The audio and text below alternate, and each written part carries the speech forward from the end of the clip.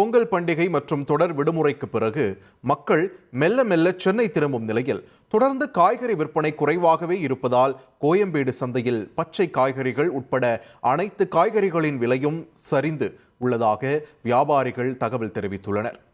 அதன்படி கடந்த 12ஆம் தேதி நிலவரப்படி 1 கிலோ வெங்காயம் அதிகபட்சமாக 40 ரூபாய்க்கும், தக்காளி 25 ரூபாய்க்கும், உருளைக்கிழங்கு 35 ரூபாய்க்கும், ஊட்டி கேரட் 70 ரூபாய்க்கும், பீன்ஸ் 60 ரூபாய்க்கும், முள்ளங்கி 20 ரூபாய்க்கும், முட்டைக்கோஸ் 15 ரூபாய்க்கும், வெண்டைக்காய் 60 ரூபாய்க்கும் என விற்பனை செய்யப்பட்டது. இதனிடையே தற்போது காய்கறிகளின் விலை கிலோவுக்கு 5 ரூபாய் முதல் 20 ரூபாய் வரை வெகுவாக சரிந்துள்ளது.